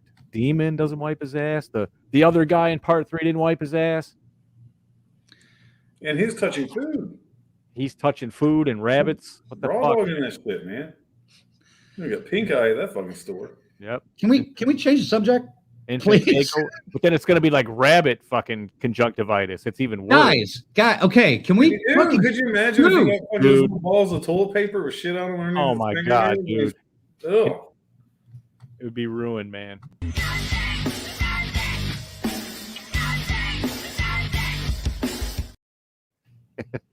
Are you done? Yeah. Okay, thank you. We don't need to talk about rabbit conjunctivitis. Jesus Christ. Where the hell did this show go? We lose our guest and we fall into that fucking rabbit hole. What Because the we hell? held it man? together for an hour and a half. Okay. Have a little fun. See, yeah, we didn't do any drops or anything, but we kept it going though. They were engaging. They wanted it. They were answering the questions. It was great. And Dude, I'm glad dude's phone fucking stopped crackling so much too, man. Yeah. I could have talked to her for another hour just about journalism alone. I know. I was like going, okay. I know you're like, bring your book Friday the 13th. Okay. Friday Just, the 13th. just remember newspaper radio guy, fucking broadcasting radio guy. Like, this is our fucking backgrounds, man. Of course, we're going to talk to her about this shit. Dude, I wanted to so bad. Anyway, all right. It's fun. Man. So we didn't get to catch up. Yeah, dude. All kinds of So- shit happening. We Colonel, you got to go to Scarefest this last weekend. I did. Thanks to the mentioned Stacy Lee for dragging me out of the house. Yesterday was my third day off this entire month. Wow. So it looks like I'll be getting 4 days off for the foreseeable future at work. A month. Yeah. I mean, like, are you saying what I think you're saying? As in, like, the French overlords have taken my soul again. Yes. He gets Oh, one day off. He gets Sunday off. So I'm getting like 4 days off a month. Sunday. That's it. Oh, Yeah. I thought you were saying No, something dude, I else. wish. But no, I had a great time catching up with Stacy, and I took the Sarge with me, and Stole the show, didn't she? she stole the fucking show. Trust me, her and Adrian are like this now, Uh-huh. like this, and it was funny because like, hey, this is so and so, or call her Sarge. So she was going around telling everybody, I'm a Sarge. If anybody was listening, just kept walking. All right. And the teenagers just kind of tolerated the time. She had a good time. The teenager had a good time, but you can't tell. She's 14. What was the photo that the teenager got that she was okay with? The one with Adrian. I stuck the one with Stacy in there on her. She's like, ugh. But yeah, so I got an autograph from Adrian, and the Sarge got her own. Oh no! She picked out her own picture and got it signed. It's made out to her and everything. So nice. It was a good time, man. It was a good time. We needed that. And Stacy's just fucking awesome. Well, Dude, yeah. I was so happy that DCS. I was so happy that you got to go and get away for a little bit, because I knew as soon as you even said, well, have fun an hour and a half away from me, I was like, fucking go, man. just go. But I'm glad. Like, I don't know, man. I don't know if I can go. Fuck you. All right. It's true. I was like, I got to work Saturday, then I got to go do this right after work, and Sunday's my one day to get caught up on cleaning and laundry and everything else. But like, I'm glad I went. Stacy pulled my leg, but she didn't have to pull it very hard to get me to go. So No, not very hard at all. it was like I said, it was nice seeing her and I'm terrible name. Fuck Kyle and crew. So it was nice catching up with them. So I haven't seen them since Detroit. Yeah, it was nice. Like I said, man, eventually we'll get this online poker thing happening where we can just all have a friendly game with just friends. Friends. Yeah. We're not talking about that right now. Oh, I'm on fire. Fire! Well, while you guys are doing that, it says you guys show off your convention stuff. I did not buy myself anything. Nothing? Nothing. I literally went full-blown civilian mode. I was just there to enjoy the show. So I'll show you what we got, most of what we got. The stuff I can't show you are the 8 BTS photo cards the teenager found and wanted. Oh, okay. I don't know about that. So I thought we was going to say I got. But he's got something. He's got something. He did get something. That's what he's saying. Can't wait. There's always something. He did a one-man shirt contest. He wins. You cannot go to a con and not spend any money. Yeah. Well, fuck. You know this. All right. Well, the Jack-o'-lantern Mickey Mouse ears are missing that Sarge got. And this is actually what she picked out for her autograph. Hold on. Let me get in there. Yes. Oh, nice. This is what she picked out. She's like, I like it. That's cool. So she put extra blood on there and everything else. Oh, very nice. I've never been hanging out with me. I've never been more proud of her than I am right now. She's definitely my kid for someone who's never seen the movies. Well, speaking of conventions, folks, What about him, Crank? we're finally fucking able to announce something that we've been alluding to for at least a month. Month and a half. Yeah. So, yeah, I'm just happy we can do this. We are proud to announce, folks, Death Curse Society is returning soon, November 10th to the 12th, to Monster Mania at the Greater Philadelphia Expo Center in Oaks, PA. We're bringing Curse Your Luck. We're bringing Phase. We're bringing some badass prizes to give away from Scream Team releasing Klaatu Records and Bell's Fancy Creations. And I can't fucking wait. Guys, boom. Oh, That's there awesome. you go. So you want to party and hang out? It's been a minute. We're coming back to the East Coast. It's Philly. You got to travel a little bit, some of yous. But hey, man, Crank, how far are you fucking traveling for this? I'm halfway across the country, man. I'm 11 hours away, goddammit. So if you can't do 2 hours, 1 hour, 2 hour, 3 hour, then fuck you. Wait. Fuck you, buddy. There. I'm going 17 hours to Cleveland to meet you guys, and then another 8. So 25 hours on the road. That's it. That's nothing. As it stands right now. You can get that done in a day and an hour. You know what I mean? Exactly. No, I can't wait, man. Of course, we'll see Stacy and some of our friends from there, and I'm looking forward to getting back up there, and I'm just looking forward to getting back and doing the show again. Yeah, man. because of the way the scheduling's been going on the show, we haven't even been able to play it here. Usually Monday night, we always get to work it in once a month, and just haven't. We're dying to play. Right. But yeah, it's such a killer time in New Jersey and New Mexico doing this. I know that the word's out now, and that place is going to be packed. Oh, this place is twice the size of the one we did in New Jersey too. Mm. We won't be able to see them with the lights on. It's fine. It's going to be insane, dude. But we got great prizes. Got custom wreaths coming together for this, man. You've seen the wreaths. You've seen the Death Curse wreath. You've seen the Dr. Smiley wreath. Oh, you also seen BK's Warriors wreath here in our Facebook group. Yep. So that's right there. We're getting some wreaths from them. Thank you guys for at Bell's Fancy Creations for doing that. We're getting some more vinyl and I believe some CDs from Klaatu Records. Those things went first, man. They were like, oh yeah, straight up. I'll take the vinyl. Yeah.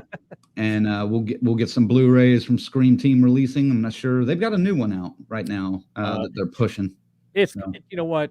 It doesn't matter because they're giving us their best stuff and it's good stuff. And these are movies you're going to go to once a year on your Halloween trips and stuff and watch them. So they're good gets. Definitely good gets. I know one thing I'm jealous of. I can't go to Gino's with you guys and not follow Crank's lead and get the cheese whiz like I originally wanted on the first one. Maybe next year. You want one back? We'll bring you one back.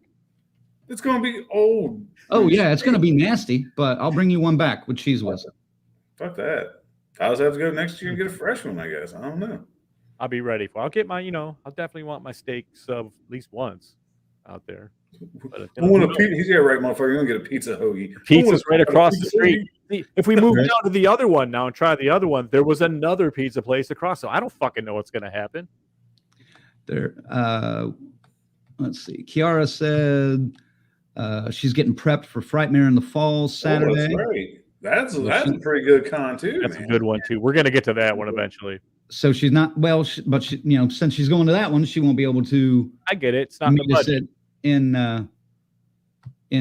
Philly, but she does say, I like this. I swear I'm gonna meet all you motherfuckers next year. I promise. You're gonna get your chance. We're gonna be somewhere close to there.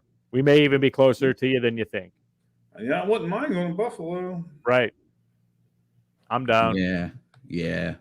There's a couple. I'd be down. We're going to Buffalo.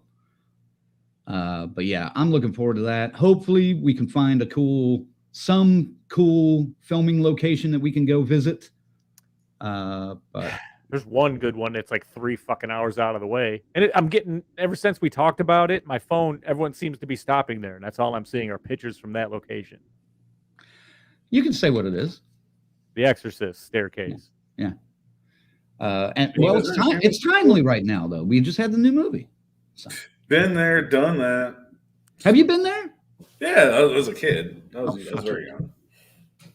Yeah, I want to go to that, but I would like to go to that if we have the time. So, but we'll have maybe it's a good thing I'm not going to. Be like, my French Overlord's name at work in 8 hours. I got to go. I'm saying it's like 3 hours out of the way, 3 hours back to get back on course. Well, no, because it's actually it's not that far out of the way.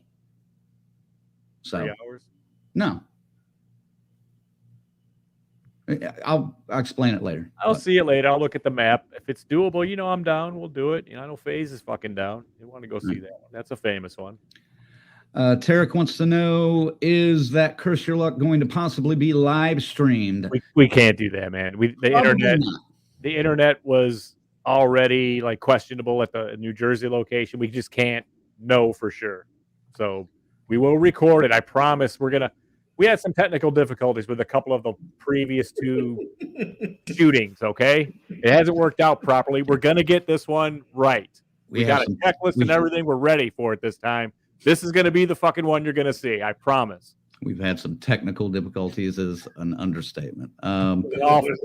It's been awful. Paula says, what are you doing? Oh, you're looking over it. Paula says, the wreaths are amazing. I have multiple on order. Yes, and we're going to have some to give away as prizes. So I'm so stoked about that because that's nothing like that. No one's going to have anything like that over there except us. Right. BK says my wreath fucking rules. Yes, it does. Fucking A, dude. The Warriors. I feel like Wilson on fucking Home Improvement. Ours is spooky, man. It's all deviled up and shit. Kiara says maybe we can make it to Nickel City Con next year if possible. Nickel City. Where's that one? Is that in Buffalo? Imagine Buffalo. It all depends on the dates. Yeah, the dates and, our booking schedule. Yeah, and how my vacation lines up. And If you know anybody there, drop our name. See if they'll hire us. Yeah. That's a guarantee.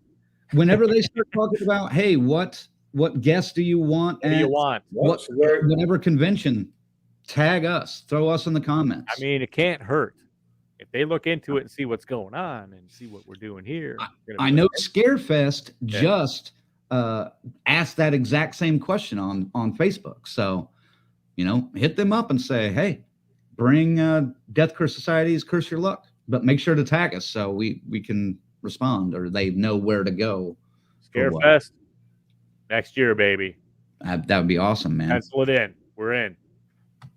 Well, we're not in yet. We got to talk. Send the contracts. You know what's up. Would you stop it? We can't just do that. Yeah, I'm booking. Here's a contract. Done, man. Damn it. They want us. You know they want us. Yeah. Bill says, "Oh, by the way, we will be at Days of the Dead." I think he's talking about Arizona. In June. He says, so we're going to wear our shirts and promote you guys like a motherfucker. Also, it's our pleasure to do the reads for you guys. Yes, thank you guys for that. Thank you. Amazing. That's a major gift. Right there. I think it's going to be, and I think that's going to be just such a memorable gift, Plus, something original. The host may have another box of goodies for us to give away like he did. He came and threw us, he had all these classic Monster Mania t-shirts and it was great, Oh, dude, people were taking those. Yeah. They love them. Yeah. Out of print ones, dude. Oh God, for sure. Yeah, we've still got some of those left too. I thought we had a couple of the beanies and they were like coffee mugs. There was like, what do we have left? I think it was Knock at the Cabin beanies. That's it. And I can't coffee remember mugs. and coffee mugs. Yeah, they were both the same. There you go, Kiara. Gonna tag y'all right after the show. Goddamn right. We're ready to work for you. And God, Paula says, can't wait for y'all to head back to New Mexico. Grizzly is ready to keep his reputation intact, and Bill has rain ponchos on the way. We're gonna have to make DCS rain ponchos now.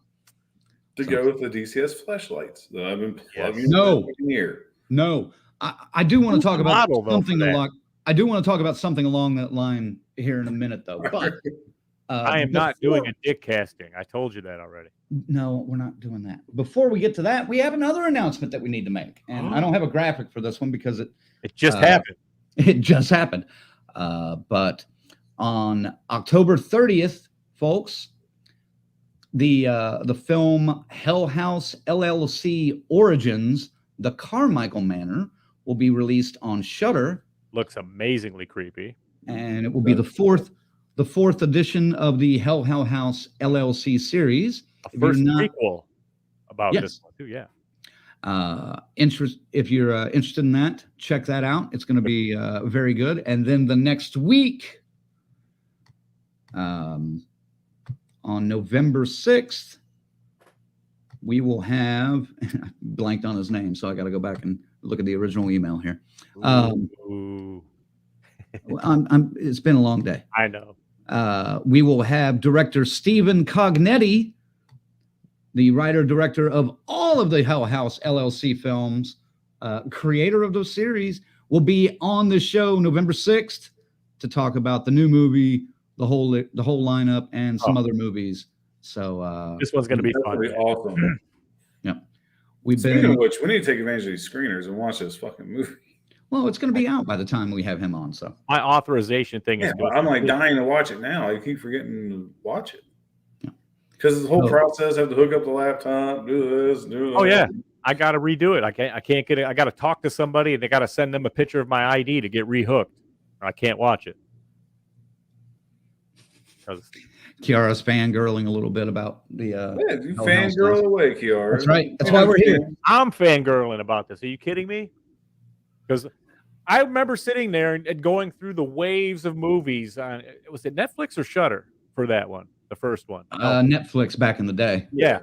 And just going, oh God, look at all these horror movies. And I was like, Hell House LLC, that looks interesting. It's like, look, it's like a found footage. So we popped it on. Wow.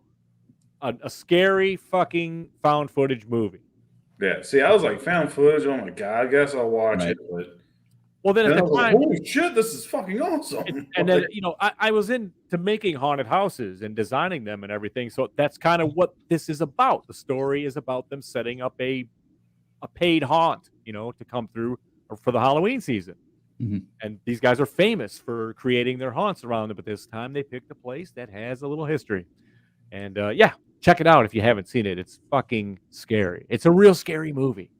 Oh, yeah. Wondering what that's like. Yeah. It doesn't happen very often anymore. But yeah. those are, and it's a good story. It's a great story. So, well, and it sets up some stuff. And I got to be honest, the sequels as they go, they kind of take a step down, but they tie together so good. It's great to see them as a whole, and I can't wait for this one that's coming. I mean, the test screenings are like through the fucking roof. People are like, "Holy shit, it's better than the first one." So we'll see. Good. Yeah. There we go.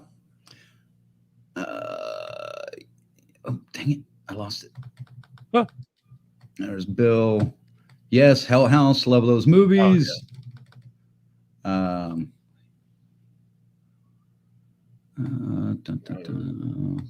Where'd it go? Well, come on. There we go. Kiara says, yes, I'm so happy for the Hell House. We figured you'd like that. There we go. She says, 2020, when I first started doing scare acting, I came across that movie, creeped the fuck out of me. I loved it. Tarek says, I haven't seen it. I guess I'm watching it. Yes. Oh, yeah. You absolutely have to watch it. That's mandatory. Mandatory viewing. Royal Jen, what is up, Jen? Thanks for tuning in. She says, Hell House, love. Yes. Finally, Jen, I think I had told her in a private message I was trying to get them on, and yeah, we got the confirmation today, so I'm excited. By the way, your makeup for Pinhead on your friend, I think, was that Tiffany? Holy shit. Wow. That was impressive. Did you guys see that? Yeah. I don't know if you guys are friends with her, but did I send it over? I thought you sent that one. I don't think I've seen it. That was fucking impressive, Jen. You knocked it out of the park with that one. If I didn't send it, I'll send it later. Tarek says, found footage can sometimes scare the crap out of me if done right, so I'll probably lose sleep. Maybe a little bit. This one is absolutely perfect description of what you're. Let me tell you this, Tarek. I hate found footage films, and I love the Hell House series. And this is hurting my back. Let's go. You afraid of clowns, by the way? That could be a problem. Grizzly says, I've never been a huge found footage fan, but willing to give it a try. Apollo 18 really turned me off. Is that what you mean? Not Apollo 13. Apollo 13 is the actual thing, the Tom Hanks movie. He means Apollo 10,000. 10,000. Jen says, yes, thank you. It was a process. I'm sure. God, I can't believe it. I haven't sent you that one. Anyway. Yeah, so those are our two major announcements. We're back on the road. Back on the road. Pretty sure this will be the last traveling of the year that we're doing, though, as far as I know. So I don't know. I'm really debating jumping on the train and just shooting over to Chicago for the day. Maybe Saturday, the 18th. It's my birthday, for fuck's sake. Why not? Might as well, man. Yeah. So at least you have a destination. It's not like you're taking the midnight train anywhere. The midnight train? You don't want to take the midnight train to Georgia. Technically, South Detroit is not really a thing, but that's kind of where I am. It's not a thing. Southwest Detroit. It's not a thing. It's not a thing. Yeah.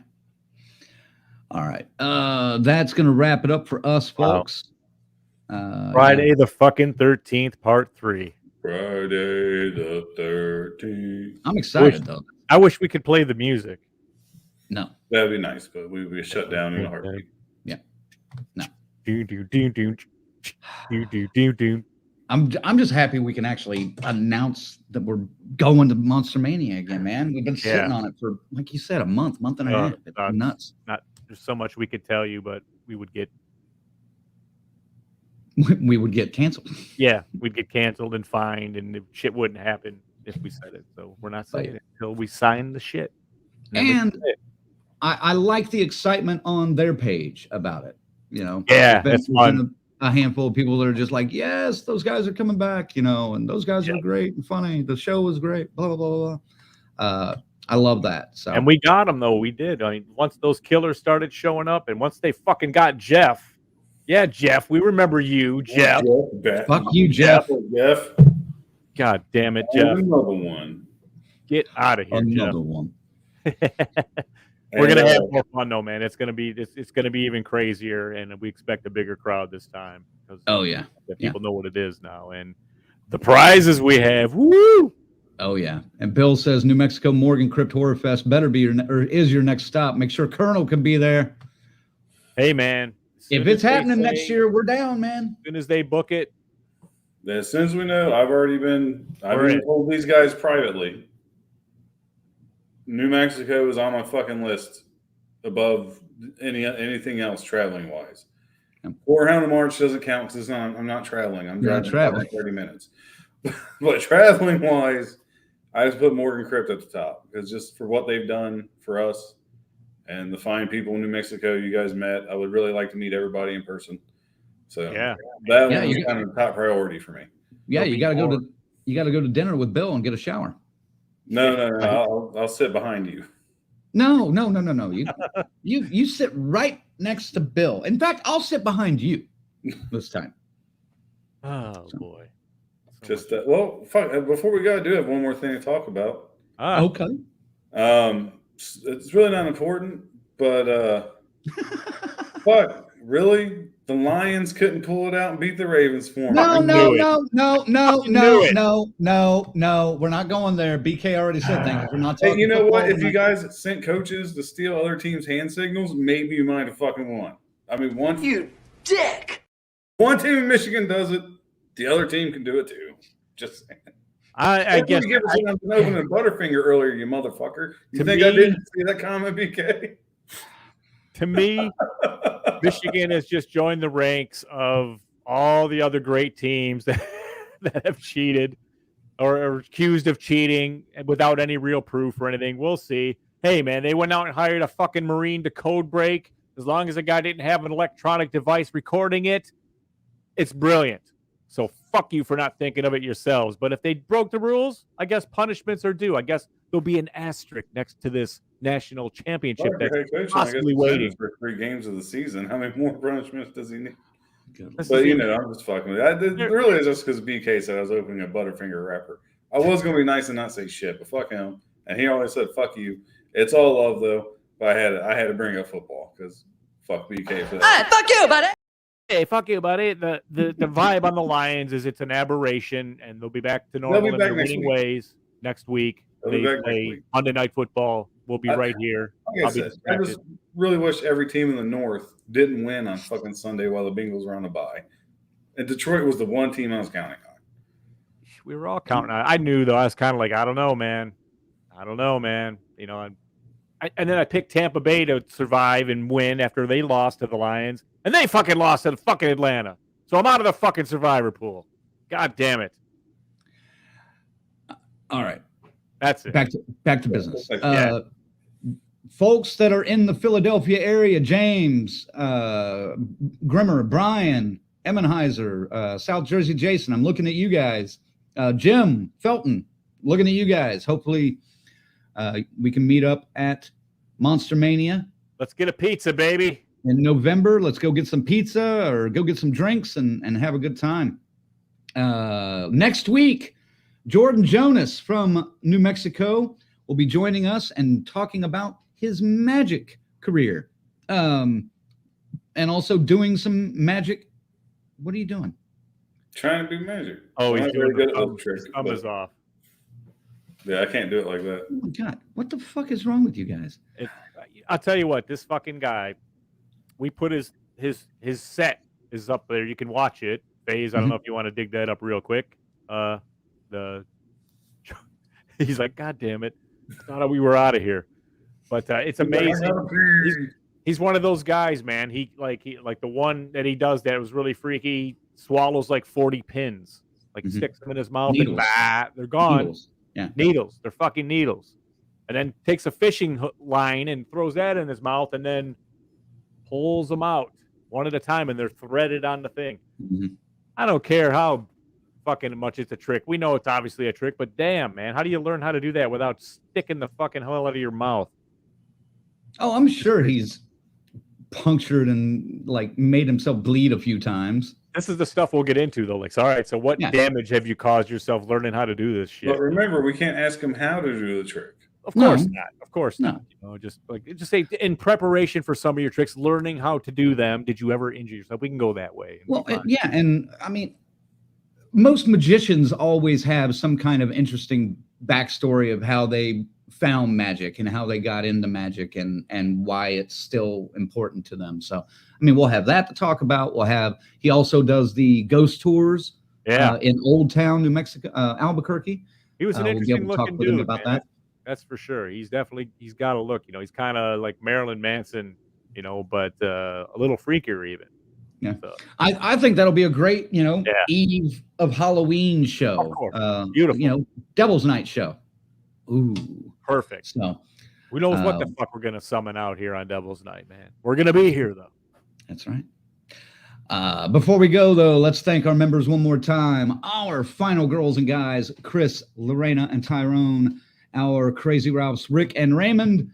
And our camp counselors, 42nd Street, Pete, Corey, Luke, Michigan Dave, S. Michael, Stacy Lynn, Orlando, Patricia, and JJ. Thank you all very much.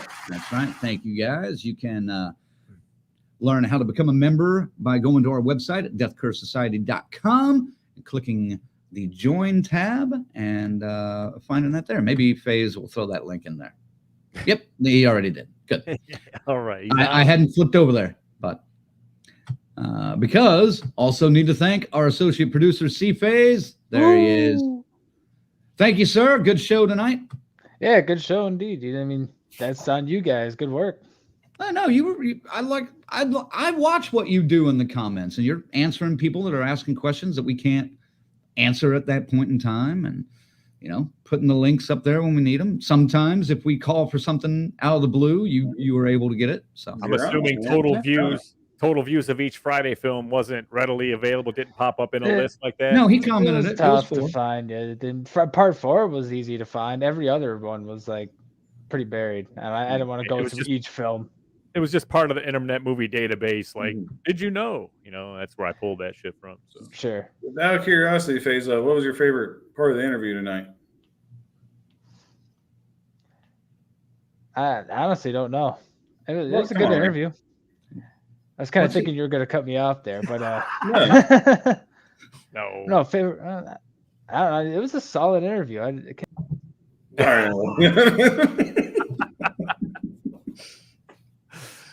See, I was like going, I feel the timing here, but I don't know if Colonel's doing it. I can't get a read. Man. You lifted your hand. Felt the timing too, so I had to play it off. Like, oh no. So I rolled my hand over and I had it ready to go just in case. I was giving him one more word if you wouldn't have did it there. So there you go. Wonderful. God damn it. Sorry, Faze. You want to hear what Faze has to say? Come and meet us in Philly. That's right. Faze will be there with us. That's right. He's going to help us out there. Can't wait to see you guys again up there. We won't close his window in person. We can't. Well, I guess. Could you just step in front of him? He's like, anyways, you know. Just step in front. Turn his mic off. Oh, Lord. Well, there you have it. All right. That was a great show tonight, guys. I appreciate the I appreciate that we're getting the chance to do these interviews like this. And we have, honestly, we have one that's booked 6 months out, folks. And we can't tell you what it is. Fucking monstrous. But it's fucking badass. It's if you know us, a couple of us are extremely excited for this one that's coming up. Well, this is one All of us. Yes, All of us are extremely excited for this one. I can't say anything because it'll tip the fucking hand. I ain't saying nothing else. I would even go so far as to say all four of us are extremely excited about this. All four of us. I like it. I was like going in my head, trying to think of everybody's list on that thing, but yeah, pretty good. That's awesome. It could be the final chapter of the interviews we do for a while.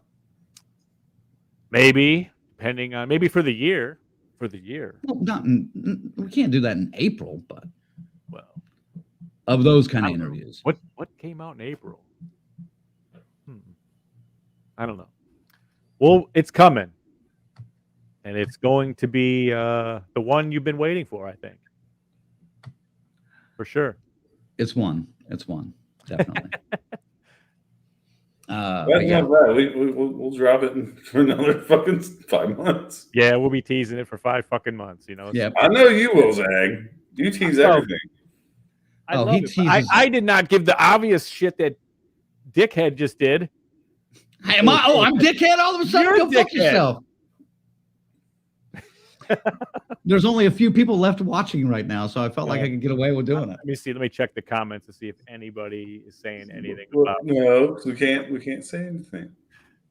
Let them hold on to that for the next 6 months. Yeah, we're not confirming nor denying. Right. All right. Nobody's saying anything. You're off the hook. All right. Thanks, guys, for watching. We'll see you next week with Jordan Jonas. We'll see you in 2 weeks with Michael Cognetti from Hell House LLC. We'll see you in 3 weeks with a Monster Mania recap. Oh. And then we'll see you in 4 weeks with a Thanksgiving review. That's going to be fun. We're booked through the rest of the year already. So we're booked. See? Booked. Telling everyone we're booked. Book it. Book it. Book it. Sounds like book it, but book it. Book it. We'll catch you next time, guys. Thanks for watching. DCS out. Woo!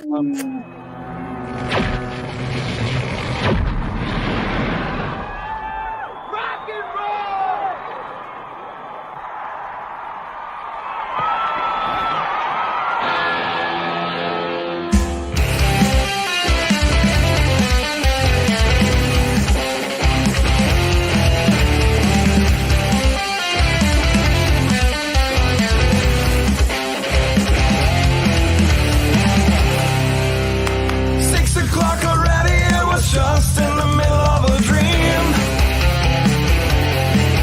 I was kissing Valentino by a crystal blue Italian stream. But I can't be late, 'cause then I guess I just won't get paid. These are the days when you wish your bed was already made. It's just another manic Monday. It was Sunday, 'cause that's my fun day. I don't have to run day. It's just another manic Monday. I wish it was Sunday, 'cause that's my fun day. It's just another manic Monday.